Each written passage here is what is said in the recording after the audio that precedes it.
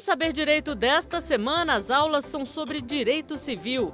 Você vai entender as noções gerais da teoria do fato jurídico. Os temas são o negócio jurídico, os atos ilícitos, a prescrição e decadência. Você vai conhecer ainda os defeitos e invalidade do negócio jurídico. As aulas são com o professor José Pedro Brito Costa.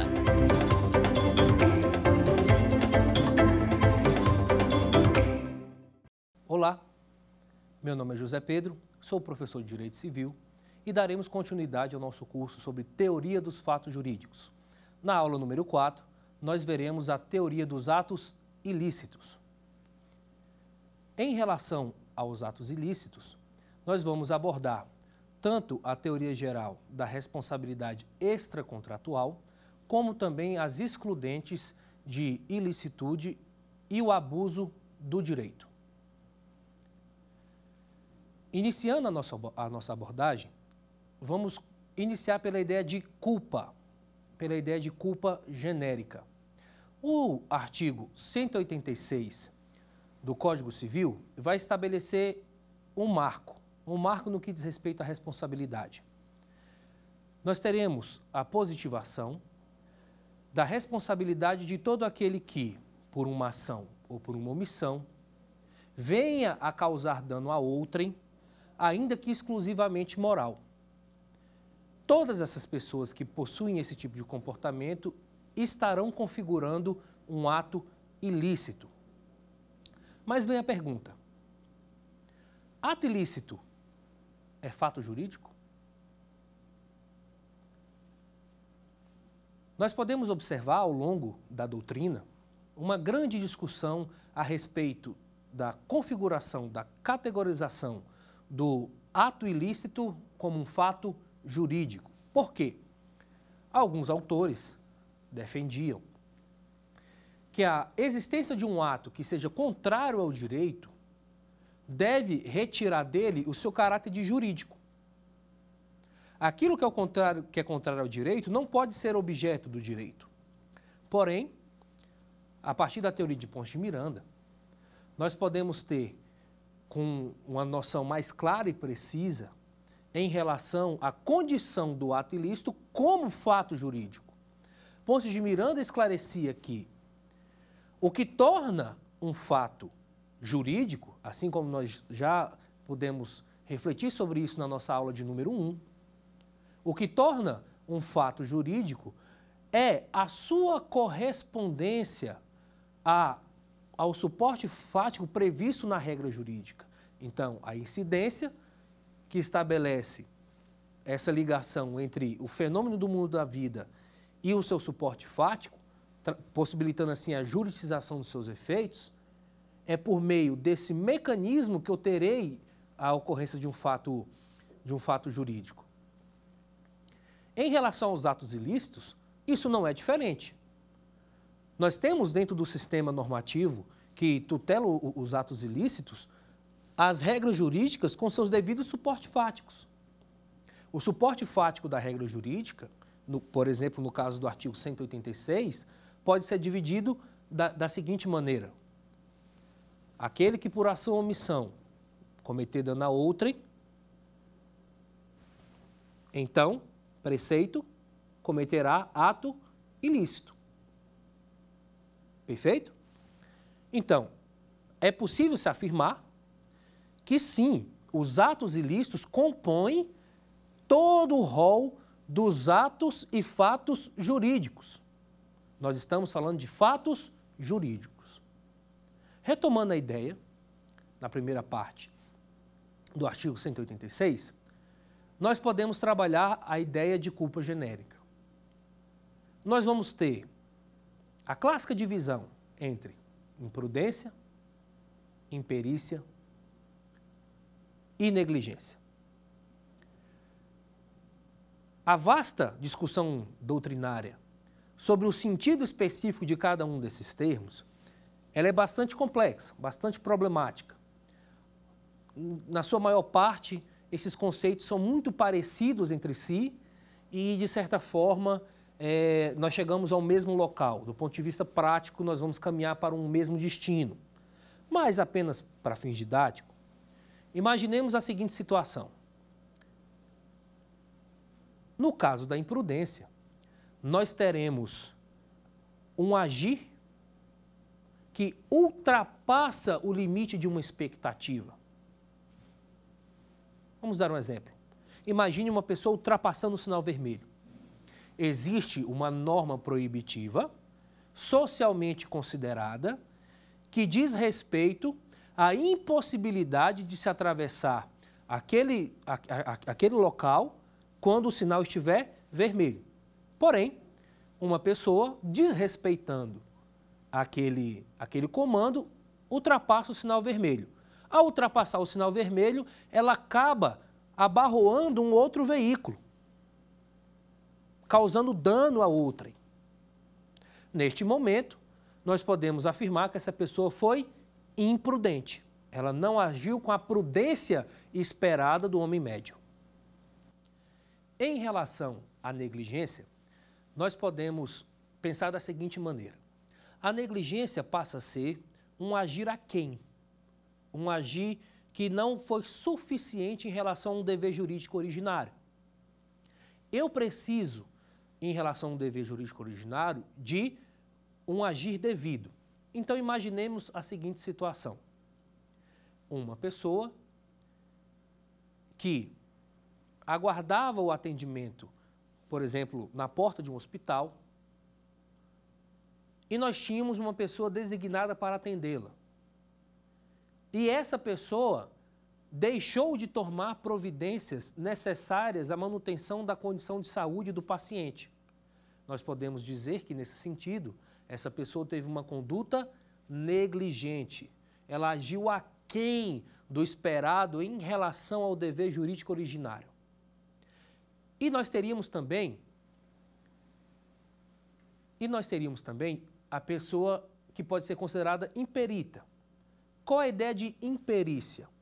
A imperícia seria a falta do conhecimento técnico específico para a realização de um ato. Então, eu teria a realização de um ato e para realizar esse ato, eu preciso que eu tenha o conhecimento técnico necessário. Por exemplo, imaginemos que uma pessoa precisa ser submetida a uma cirurgia para retirar um tumor, por exemplo. Eu preciso que o médico que vai operá-la seja um médico cirurgião capaz de realizar aquele procedimento.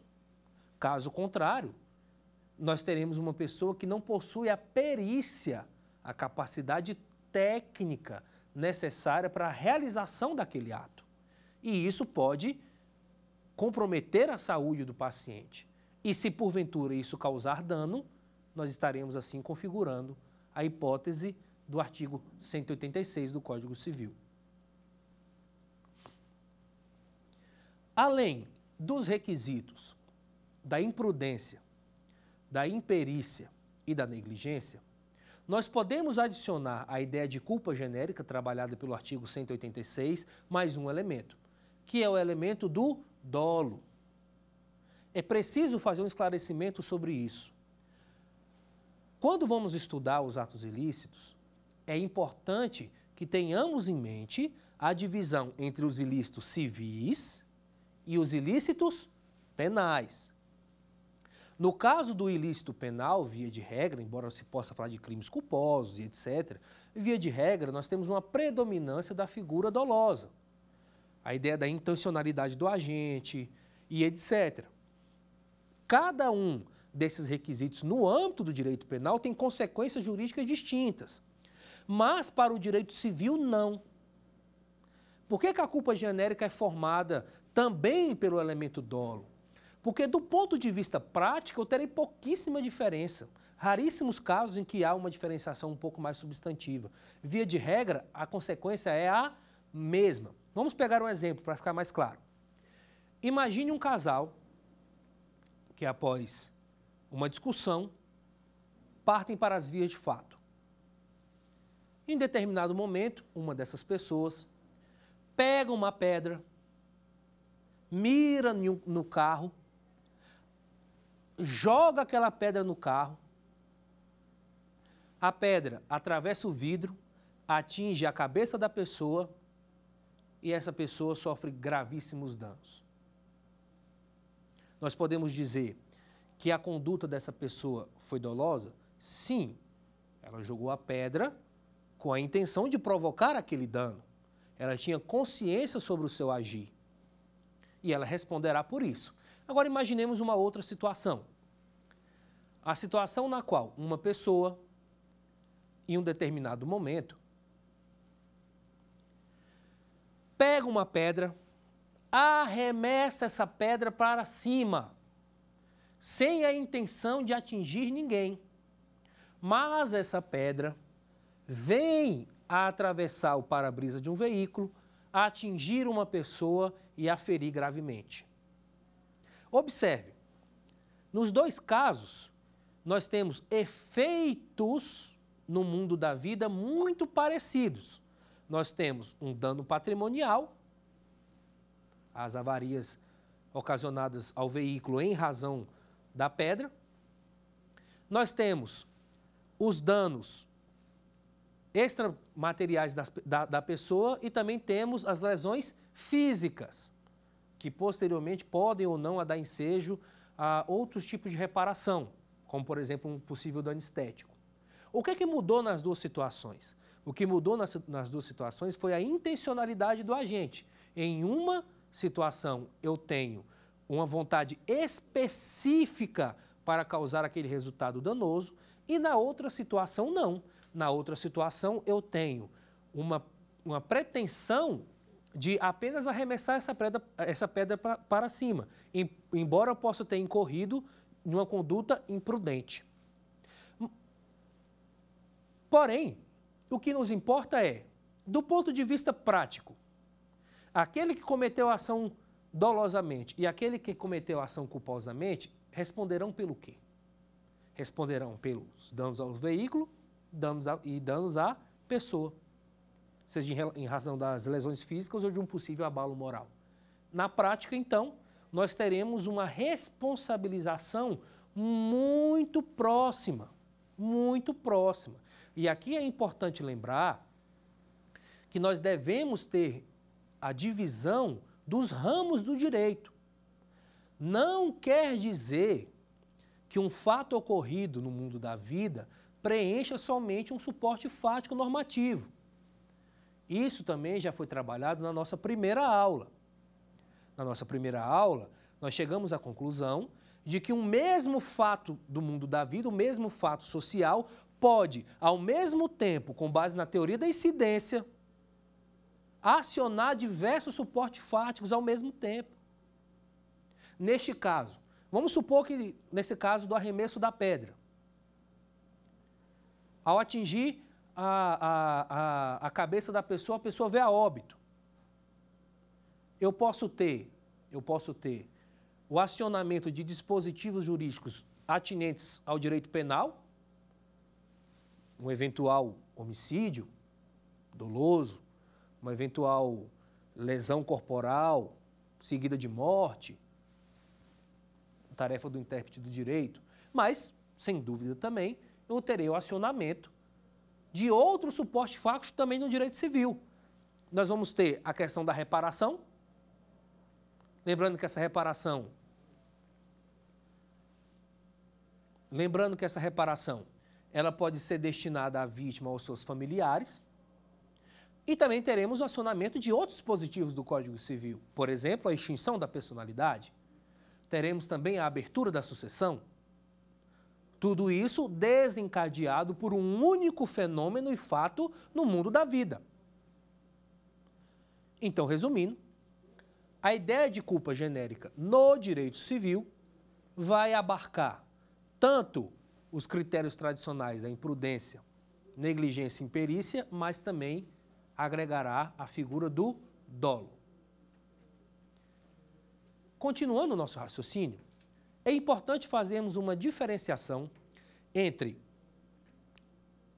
a responsabilidade civil contratual e a responsabilidade civil extracontratual.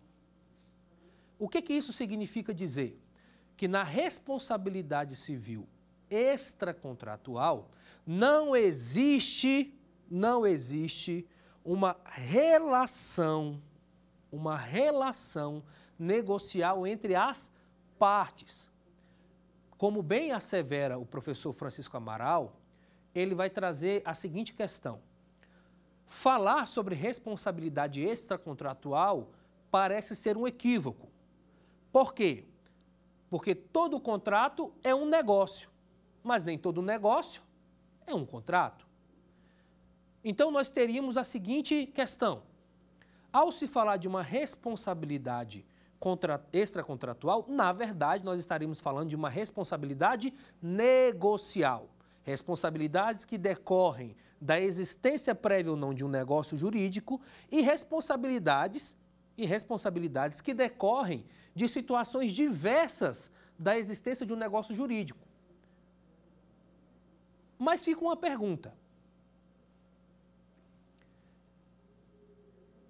Nas hipóteses em que não existe um negócio jurídico, de onde vem o dever jurídico que responsabiliza alguém ao causar dano a outrem? Esse dever jurídico, ele existe pelo dever geral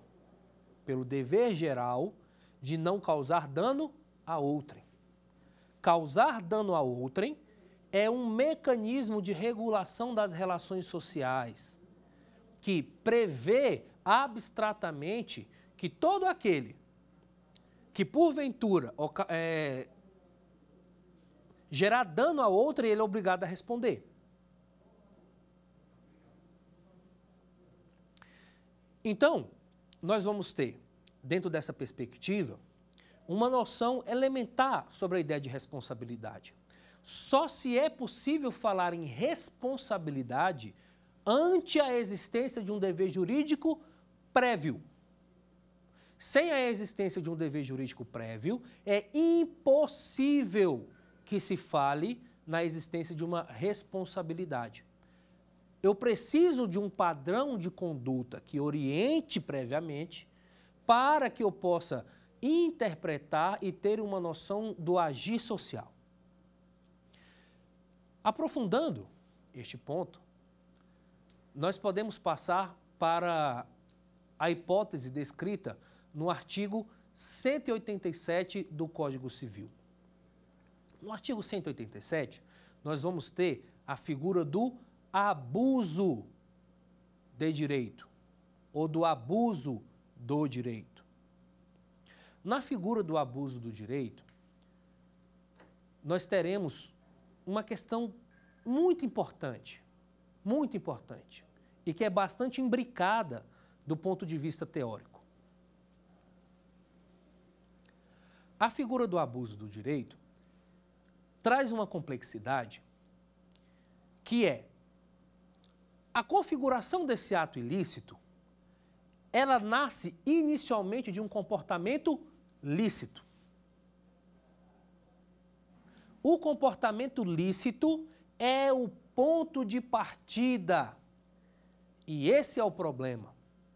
Então, o artigo 187 vai nos trazer mais ou menos assim, que aquele que, no exercício de um direito, ultrapassar suas finalidades econômicas, sociais, a boa-fé, o bom costume, comete ato ilícito.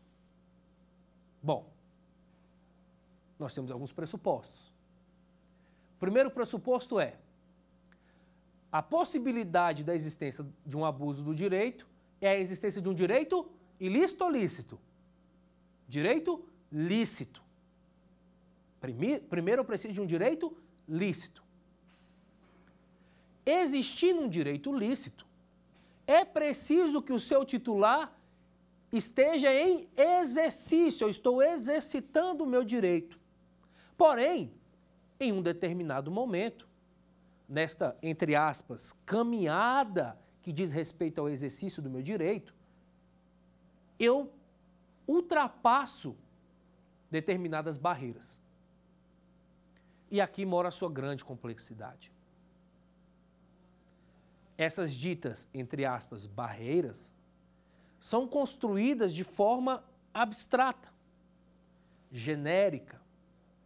E aqui nós podemos recorrer ao pensamento do professor Roberto Freitas, filho, hoje desembargador do Tribunal de Justiça do Distrito Federal, quando em sua tese de doutorado, no livro Intervenção Contratual e as Cláusulas Gerais, ele vai trabalhar do ponto de vista da filosofia do direito a partir da linguagem moral de Richard Hare. Richard Hare, que era um filósofo da moral, vai trazer uma contribuição interessantíssima para a linguagem prescritiva. O direito, assim como a moral, tem uma linguagem que prescreve, que determina, que normatiza, que prescreve comportamentos no mundo da vida. Tanto a moral como o direito são elementos reguladores da sociedade.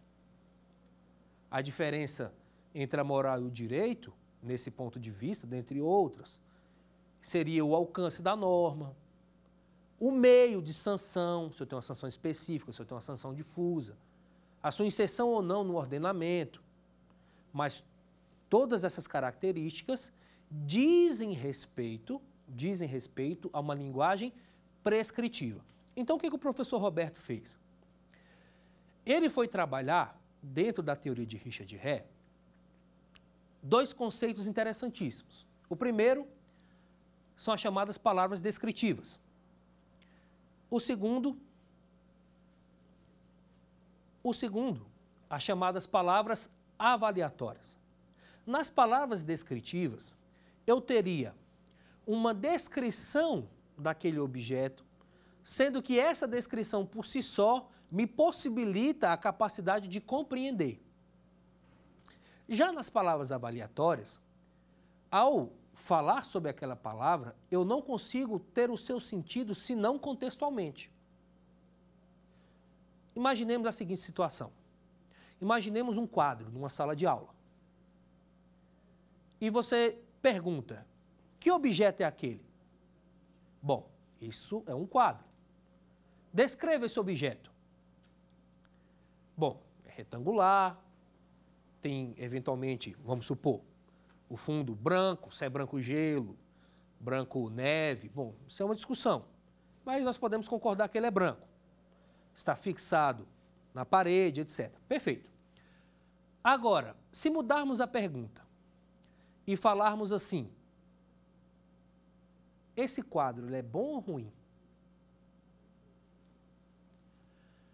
Observe que a definição qualitativa desse objeto, a definição qualitativa do quadro, exige um novo tipo de abordagem. Se alguém pergunta se o quadro é bom ou ruim, a primeira pergunta é, em relação ao quê? Ele é bom ou ruim em relação ao quê? Ou seja, qual é o meu parâmetro, meu critério avaliativo para estabelecer a qualidade deste objeto? Ele é bom ou ruim à luz do quê? Então, nós estaríamos, nesse caso, diante de uma palavra avaliatória. E as palavras avaliatórias, quando introduzidas na linguagem prescritiva, quando introduzidas no âmbito do direito, elas nos trazem uma complexidade interpretativa, justamente pela necessidade da definição dos seus critérios. Quando eu tenho a necessidade de se avaliar alguma coisa, eu preciso estabelecer o meu parâmetro referencial. E esse estabelecimento é aonde reside a complexidade do abuso do direito. Então pensemos junto. Imaginemos a seguinte situação. Vamos pegar o caso do Charlie Hebdo. Aquele jornal francês e, em razão das suas sátiras em relação a Maomé, sofreu aquele atentado. Nós podemos pensar e perguntar o seguinte: as sátiras propostas pelo Charlie Hebdo, elas configuram abuso do direito? Imaginemos que isso fosse no Brasil, para ficar fácil, não vamos trabalhar com direito estrangeiro. Imaginemos que o caso do Charlie Hebdo tivesse ocorrido no Brasil. Uma pessoa foi lá, publicou uma foto. Uma pessoa foi lá, publicou uma foto de Maomé, por exemplo, despido de roupa, né? E em posições complicadíssimas, vamos colocar assim. Existe uma tradição na fé islâmica sobre a irretratabilidade de Maomé, não é possível colocar Maomé em quadros, tem uma ideia sobre os valores morais adjacentes a isso. Mas nós também temos consagrado no Brasil, sem sombra de dúvida, o nosso direito à liberdade de expressão. Podemos trabalhar este problema à luz da figura do abuso do direito? Para isso, nós precisamos perguntar: o direito inicialmente exercido pelo jornal é lícito? Sim. Sim. É garantido a todos nós o direito à liberdade de expressão. Sem sombra de dúvida, o papel da imprensa, maxime no que diz respeito a publicações, é sim conteúdo do direito à liberdade de expressão. Mas esse direito ultrapassou alguma finalidade econômica, social, boa-fé, bons costumes? Agora complicou. E agora complicou justamente pela existência das palavras avaliatórias. Boa-fé, bons costumes. Bom, finalidade econômica e social. Como nós vamos estruturar esse raciocínio, então? Aqui, o ponto mais importante é que fique claro, que isso é uma tarefa do intérprete do direito. O intérprete do direito terá essa função. O intérprete do direito precisará aprofundar, no caso concreto, essas circunstâncias. Mas em que medida a teoria do professor Roberto Freitas se torna tão interessante para usarmos como um instrumental? Porque o professor Roberto Freitas vem fazer a seguinte proposição: diante da existência de palavras avaliatórias, cabe ao intérprete do direito, ao julgador propriamente dito, a densificação do sentido de cada uma dessas palavras. E por que é importante a densificação do sentido das palavras avaliatórias? Porque ao densificar as palavras avaliatórias, eu estou concretizando, eu estou revelando todo o meu arcabouço, de pré-compreensão do direito. Eu estou expondo os meus valores, eu estou expondo a minha ideologia, eu estou expondo como eu penso. E isso possibilita ao que os pares de um mesmo campo possam fazer um crivo qualitativo daquela decisão. Ora, para que eu possa estabelecer um crivo qualitativo sobre uma decisão judicial, eu preciso que ela tenha exaustivamente fundamentado o seu ponto de vista. Por meio do qual nós poderemos falar: aqui existe uma incorreção por isso, por isso, por isso. Talvez o melhor caminho seguido seja esse. Mas nós temos uma dificuldade se apenas forem propugnadas novas palavras avaliatórias. Explicando melhor, imaginemos que nesse caso a resposta seja: ele comete ato ilícito, ele cometeu abuso do direito porque ele violou a boa-fé. Se eu não explicar o que significa boa-fé, dificilmente nós teremos a possibilidade de concordar. Dificilmente nós teremos a possibilidade de nos entendermos. Porque a ideia de boa-fé é uma ideia, no mínimo, polissêmica. No mínimo. Eu posso ter inúmeros sentidos possíveis e diferentes sobre a ideia de boa-fé.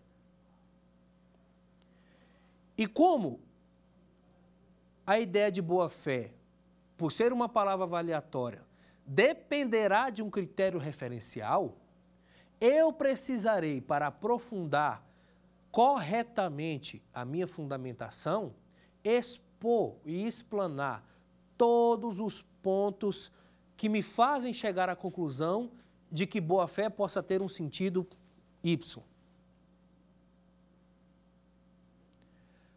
Ainda em relação à boa-fé, como nós havíamos dito em outras aulas, nós podemos trabalhar a boa-fé tanto do ponto de vista subjetivo quanto do ponto de vista objetivo. Quando nós pensamos no abuso do direito, e se pensarmos a sua aplicabilidade, por exemplo, para o âmbito negocial, nós podemos pensar nas figuras parcelares da boa-fé objetiva.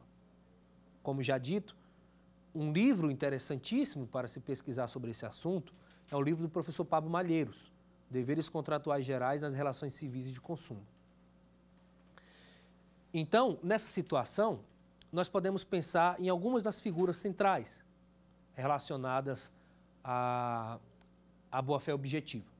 Nós podemos ter a figura do venire contra facto próprio, ou a vedação do comportamento contraditório. Nós podemos ter a figura do tu quoque. Nós podemos ter ainda a figura da mitigação do próprio prejuízo. Vamos esclarecer um pouco mais sobre isso. Imaginemos uma situação. Imaginemos uma relação contratual na qual uma determinada pessoa estabelece a cláusula A. Durante essa relação contratual, essa mesma pessoa vem a violar o conteúdo dessa cláusula A. Mas oportunamente, ela mesma que violou o conteúdo daquela cláusula, agora pede o seu cumprimento. Bom, esse comportamento é um comportamento antiético. Esse comportamento, ele não corresponde à lealdade. E nesse ponto nós podemos aplicar a figura do tu quoque. A ideia de que você, ao exigir o cumprimento de algo que você mesmo não deu cumprimento, você viola a boa-fé objetiva.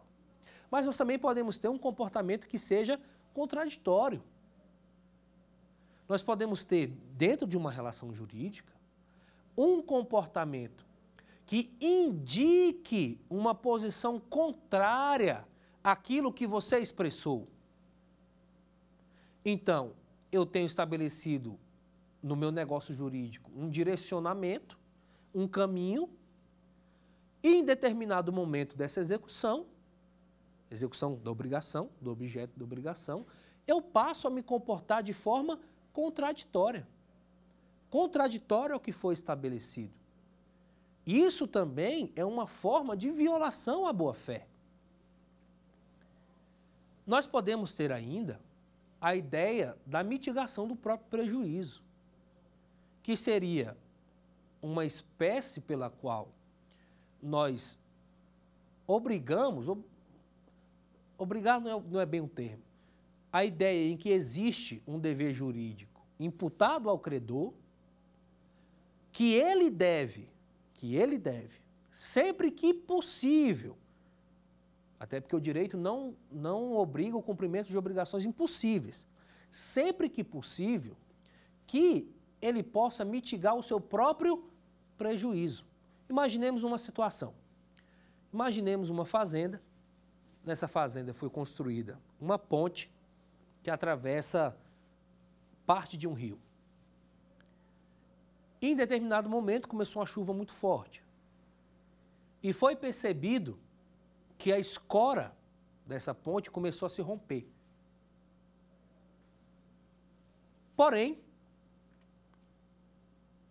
o dono da fazenda possui a condição material de chegar nessa escora e, por exemplo, fazer um remendo. Por meio de um trator, não sei, qualquer coisa. Mas assim ele não fez. E essa ponte veio a desabar. Independentemente se existirá ou não a responsabilidade civil do construtor da ponte por um possível vício existente, nós podemos cogitar o comportamento do credor foi adequado? Correspondeu aos ditames da boa-fé? Correspondeu aos ditames da lealdade? Ele pode ser penalizado por isso? Se ele for penalizado, nós teríamos que pensar qual a penalidade aplicável. Então, esses são alguns dos elementos relativos à boa-fé que nós podemos pensar também como formas de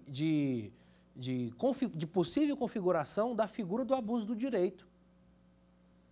Porque a figura do abuso do direito, ela se aplicaria tanto às relações jurídicas negociais, quanto às relações jurídicas não negociais ou extranegociais. Então, no caso do Charlie Hebdo, nós poderíamos discutir uma questão complicada sobre o exercício do direito da liberdade de expressão e, de um outro lado, o exercício da liberdade religiosa, o respeito à liberdade religiosa, a partir da figura do direito, para saber se o comportamento do Charlie Hebdo foi lícito ou ilícito, eu estaria falando, por exemplo, de uma relação não negocial. Mas, se eu estou trabalhando a ideia do abuso do direito, por exemplo, como violação à boa-fé, no âmbito de um negócio, eu estou falando de uma responsabilidade negocial. Então, para a gente resumir o raciocínio em relação ao abuso do direito, nós vamos ter a seguinte situação. Primeiro, preciso de um direito lícito. Lícito. O direito não pode ser ilícito. Quem, por exemplo, tira a vida de outrem, não comete abuso do direito, comete homicídio. Supondo que tenha sido doloso, comete homicídio. Aquele que comete o abuso do direito, ele inicia ou existe um direito lícito. Mas, dentro da sua perspectiva de exercício, ele ultrapassará as barreiras previstas em lei. Sintetizando novamente, essas barreiras previstas em lei possuem complexidades por se tratarem de palavras avaliatórias, palavras com um sentido bastante complexo e vago, que precisam ser densificadas concretamente ante a situação do caso concreto. E para finalizar, nós podemos trazer a figura do abuso do direito como um mecanismo de solução de problemas que talvez seja mais adequado do que trabalhar, por exemplo, com a ponderação de princípios em alguns casos complexos, como o do Charlie Hebdo. Talvez a discussão não seja sobre calibração entre princípios, ponderação dos princípios, mas se efetivamente aquele comportamento daquela pessoa pode ser aceito no mundo do direito ou não. É importante lembrarmos também da nossa primeira aula, quando falamos sobre a teoria do fato jurídico, para pensarmos que o fato jurídico, hoje compreendido, não necessariamente diz respeito somente às regras jurídicas,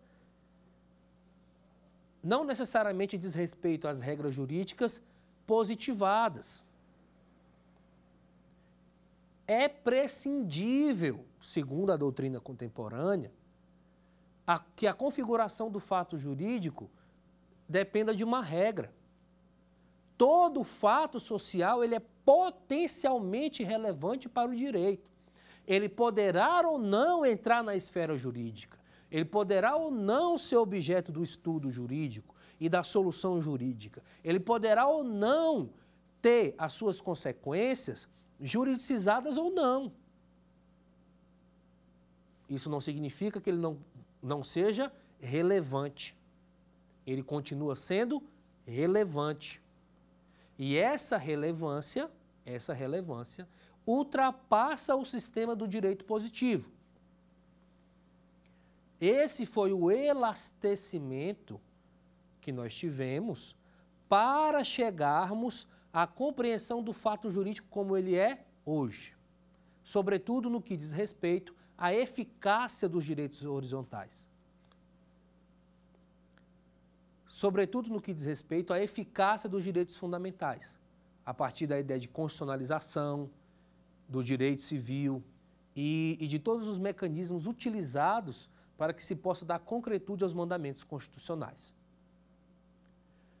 E, por fim, para avançarmos mais um pouco, vamos trabalhar um pouco as excludentes de ilicitude que estão previstas no artigo 188 do nosso Código Civil.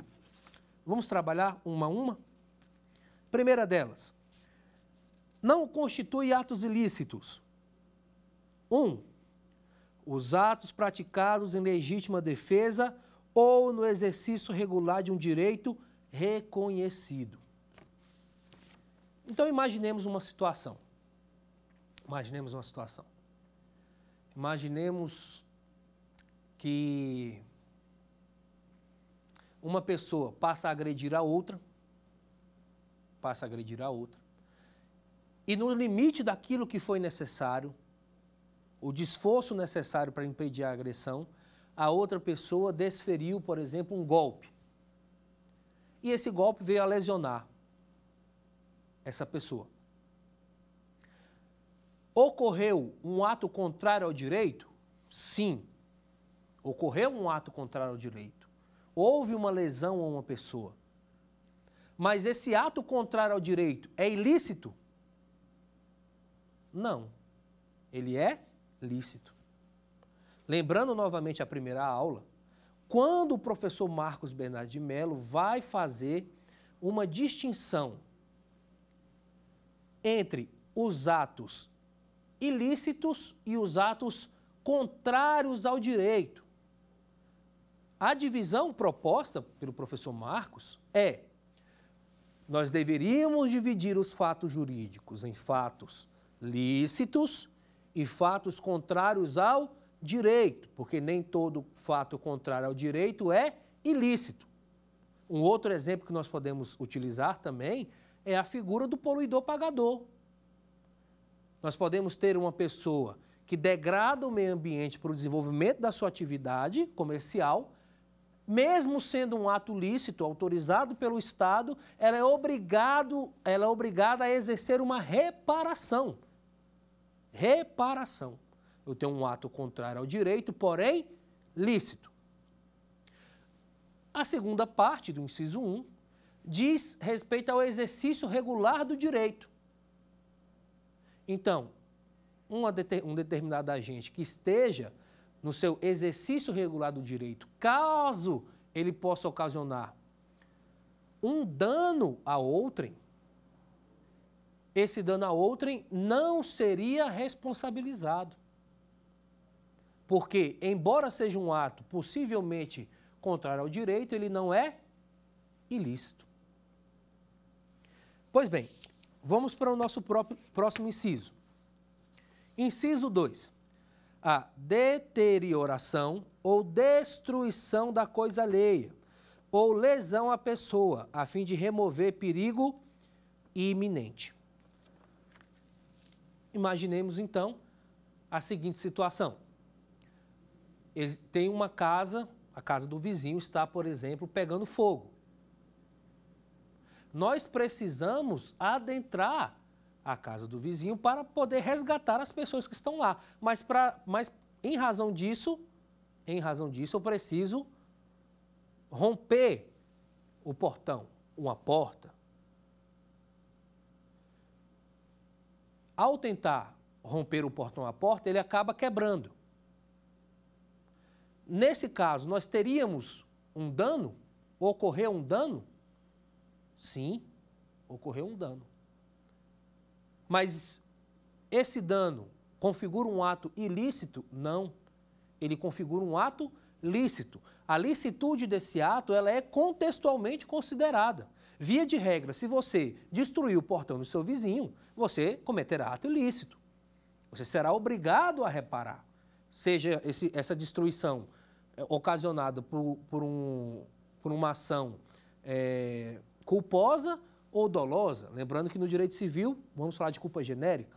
Você destruiu o portão do vizinho porque estava com raiva ou destruiu o portão do vizinho porque, ao manobrar o carro, não conseguiu atingir. Em ambos os casos, nós vamos ter que a destruição dessa coisa configura ato ilícito. Porém, neste caso específico, não configurará ato ilícito em razão do seu contexto, porque nós estamos falando da retirada de um perigo iminente. Além disso, esse perigo também pode ser em razão da pessoa. Imagine uma pessoa que parou de respirar e um determinado médico precisa fazer uma perfuração em sua garganta, por exemplo, traqueotomia, para que ela possa voltar a respirar. Houve lesão? Sim. Houve dano? Sim. Mas isso é ilícito? Não. Não é ilícito porque o contexto diz respeito à iminência da necessidade de salvar aquela pessoa. Então, nós podemos concluir a nossa teoria dos atos ilícitos, lembrando que é importante termos em mente a necessidade do aprofundamento de cada um desses institutos. Vamos agora para o nosso quiz. Resumidamente, o conceito jurídico de ato ilícito descreve qualquer ato que seja contrário ao direito. Assim, diante de tal conceito e segundo as normas de direito civil, considera-se ato ilícito. Letra A. Os atos que deterioram ou destroem coisa alheia a fim de remover perigo iminente. B. Os atos praticados em legítima defesa. C. Os atos praticados no exercício regular de um direito reconhecido. D. A ação ou omissão voluntária que violar direito e causar dano a outrem. Você já sabe qual é a resposta? A resposta correta é a letra D. Ação ou omissão voluntária que violar direito e causar dano a outrem. Esclarecendo que, na letra A, os atos que deterioram ou destroem coisa alheia a fim de remover perigo iminente é uma das hipóteses de excludente de ilicitude. Vamos para a pergunta de número 2. O titular de um direito que, ao exercê-lo, exceda manifestamente os limites impostos pelo seu fim econômico ou social, pela boa-fé ou pelos bons costumes, comete. Letra A. Ato ilícito, por ter agido com imprudência. B. Ato ilícito por ter praticado abuso de direito. Letra C. Ato ilícito por ter agido com dolo. Letra D. Ato lícito, uma vez que é titular do direito. Resposta correta, letra B. Ato ilícito por ter praticado abuso de direito. Vamos para a nossa pergunta de número 3. Em relação aos atos ilícitos, assinale a alternativa correta. A. A culpa no direito civil não abarca o dolo, por ser esse elemento do direito punitivo. B. O dano moral causado a outrem não pode ser considerado ilícito civil. C. A imprudência consiste em deixar de agir conforme um dever jurídico prévio. D.